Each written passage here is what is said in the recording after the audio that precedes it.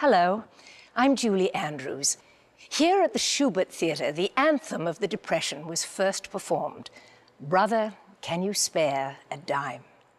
From the crash in 1929 to the outbreak of World War II, the Broadway musical kept the troubles of the nation at bay.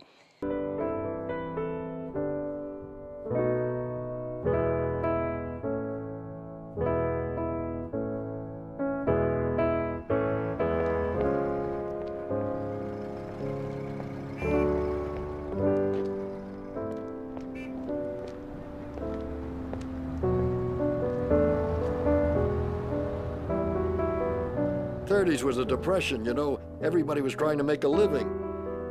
To be working was the main thing. To survive was the main thing.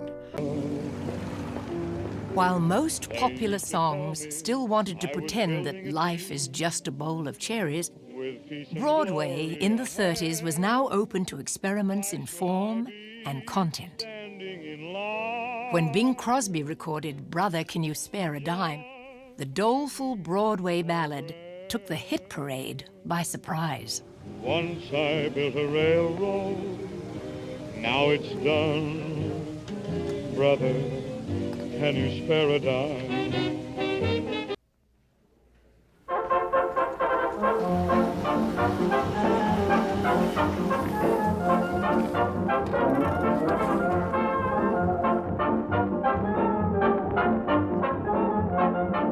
In 1930, a brassy 21-year-old talent first stepped into the spotlight.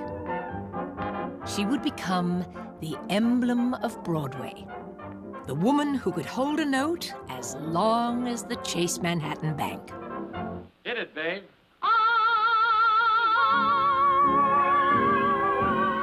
Ethel Merman.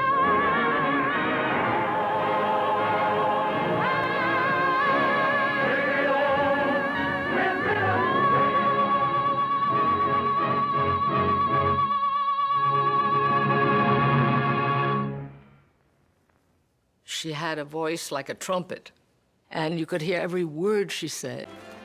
Ethel Merman's first number was the 8th song of the evening. No one had ever heard anything like her. I got rhythm, I got music, I got my man who could ask for anything more. I got daisies in green pastures, I got my man who could ask for anything more.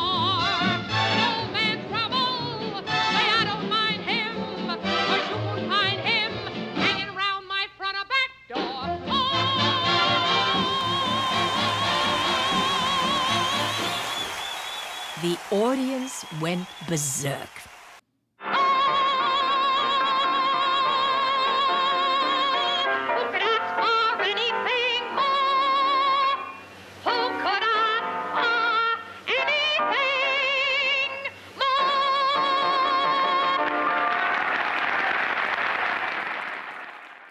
And now, Mr. President, what do you have to say for yourself? Impeach me, find me, jail me, sue me. My Mary's love means much more to me. Enough, enough, we want no preachment. It's time to vote on his impeachment. It's time to vote on his impeachment. The senator from Minnesota. Guilty. Check. In the spring of 1932, based on its book and lyrics, Of Thee I Sing became the first musical to win the Pulitzer Prize.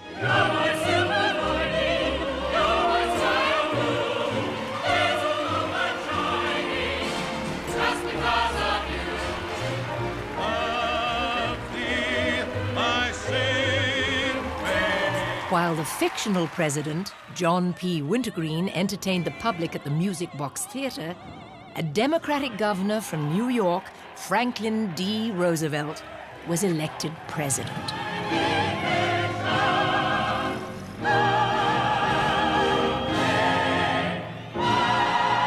So first of all, let me assert my firm belief that the only thing we have to fear is fear itself.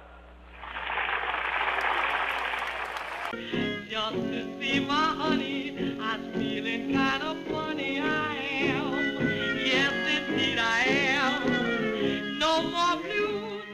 There was a color line that existed on Broadway. It didn't get broken for many, many years because the tradition was that black performers should stay in vaudeville, or they should stay in minstrel shows, or they can do jazz numbers, or they can do this, but we don't mix the two races. That was the way it was. It was a rule. I don't know who made the rule, but it was a rule. I can't read music. Never have. My music is all queer little things that come into my head. I feel these little trills and things deep inside of me, and I sing them that way. Ethel Waters. The brick wall on the back of the theater was the first set. The entrance of Ethel Waters, this monumental woman, had a bandana on her head. She had an apron on. The curtain closes behind her. Behind her was the silhouette of a man hanging from a tree with his head on the side, with the rope around his neck. We didn't know in those days about lynchings in the South. It was very unbelievable that they did it in the first place, because you didn't bring in reality into a musical comedy or a review. It was unheard of. She came forward with the beat of that orchestra, this funk of hers. Oh, and Aussprachen, and she went into it, and this woman went, "Supper time, I must set the table 'cause it's supper time. Man of mine ain't coming home no more."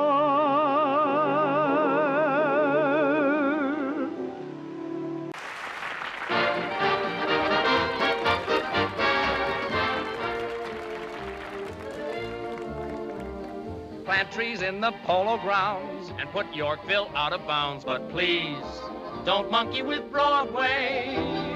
Close the village honky-tonks, suppress cheering in the Bronx, but please don't monkey with Broadway. Think what names used to dance on this road of romance. Think what stars used to stroll along it all day. Made City Hall a skating rink and push Wall Street in the drink, but please, please, I beg on my knees, don't monkey with old Broadway. To a person who has talent and is willing to work hard, Broadway in New York is as friendly as Main Street in my hometown, Peru, Indiana. Cole Porter. In the gloom of the Depression, Cole Porter offered Broadway audiences an escape to a world of refined wit and luxury. A rich Midwestern Episcopalian with a degree from Yale, Porter wrote both music and lyrics. His effervescent songs were a tonic to the struggling nation. And now, ladies and gentlemen, our own version of Cole Porter's Begin the Begin.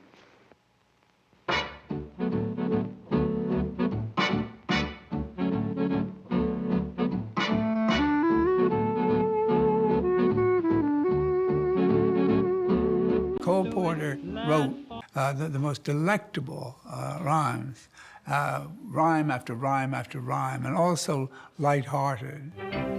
You're the top. You're Mahatma Gandhi. You're the top. You're Napoleon Brandy. You're the purple light of a summer night in Spain. You're the National Gallery. You're Gobbo's salary. You're cellophane. You're the top tells people in 1934, yeah, we're all feeling lousy, but now maybe it's time to feel a little better. And we sort of think about the show and that song as the sort of civilized embodiment of the Roosevelt recovery. Bottom baby, I'm the bottom. You're the top. In his most ambitious work for Broadway, George Gershwin set out to create an opera, but one that would appeal to the many rather than the cultured few. Gershwin called it a folk opera. John Mason Brown, New York Evening Post. It is a Russian who has directed it, 2 Southerners who have written its book, 2 Jewish boys who have composed its lyrics and music, and a stage full of Negroes who sing and act it to perfection. The result is one of the far-famed wonders of the melting pot. The most American opera that has yet been seen or heard.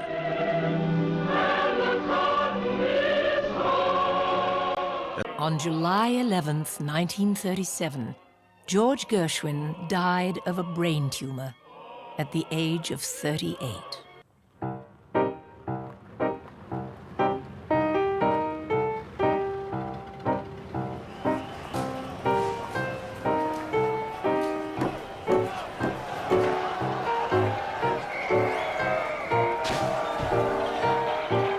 I see 1/3 of a nation ill-housed, ill-clad, ill-nourished.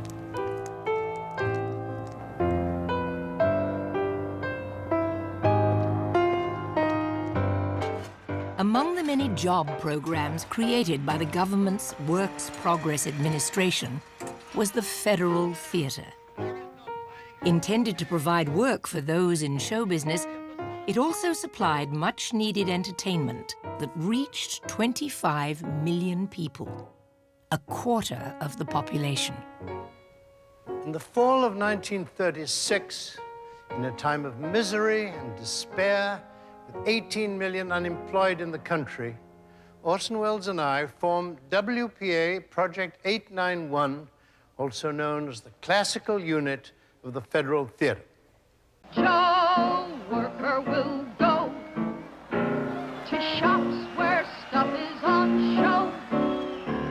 He'll look at the meat, he'll look at the bread, and too little to eat sort of goes to the head. One big question inside me cries, how many fakers, peace undertakers, page strike breakers, how many toiling, ailing, dying, piled up bodies, rather does it take to make you wise?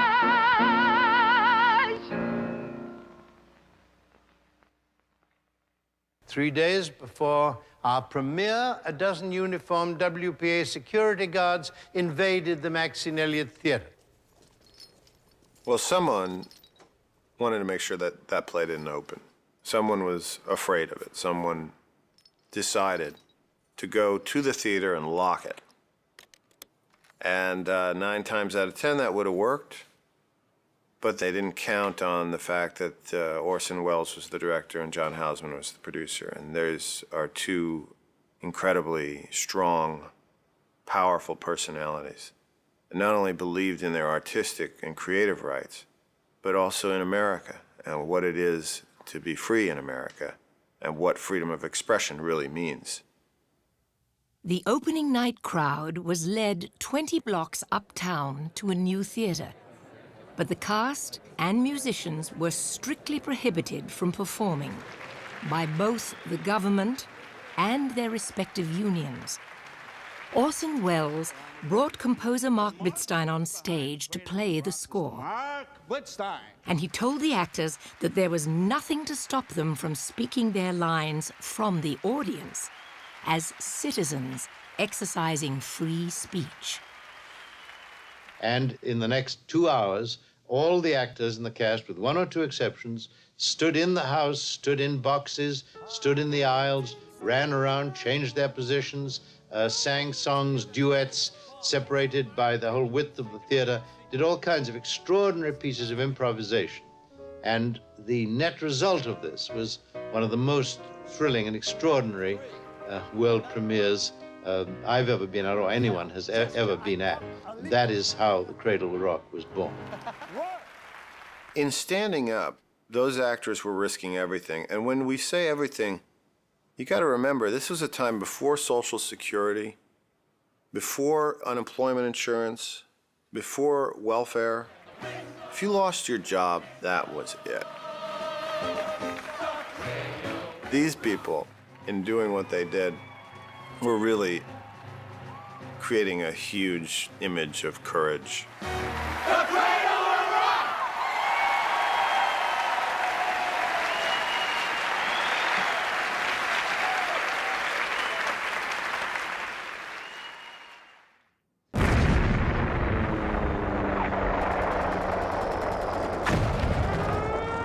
December 7th, 1941, a date which will live in infamy.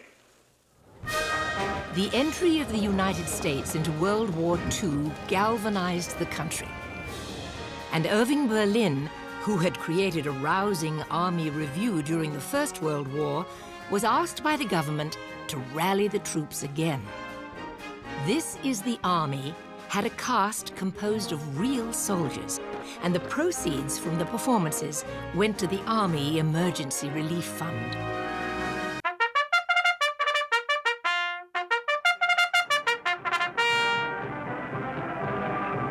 On opening night, almost 2,000 people were packed into the Broadway Theater.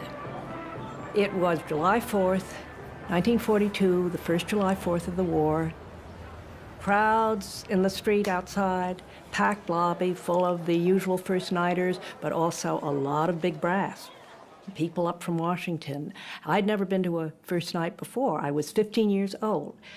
So this was a pretty thrilling first night to have.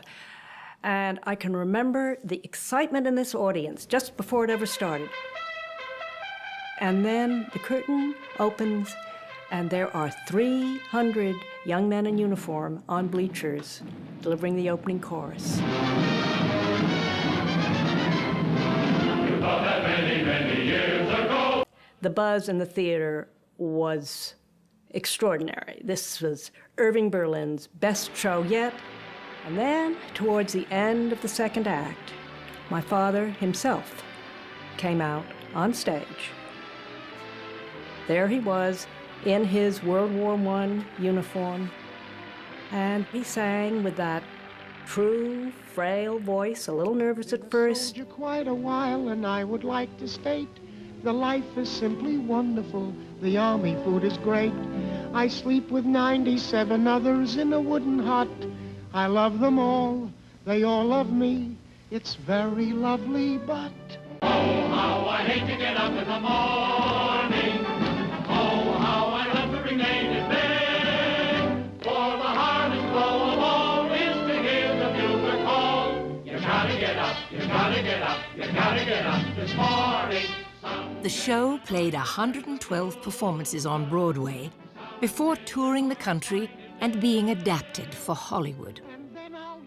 Women were added to the cast, and supporting talents were enlisted, including Lieutenant Ronald Reagan. We're going on tour. What do you know, Boston, Philadelphia, Washington? Washington? Hey, wouldn't it be something if the president came to see us, the chief himself?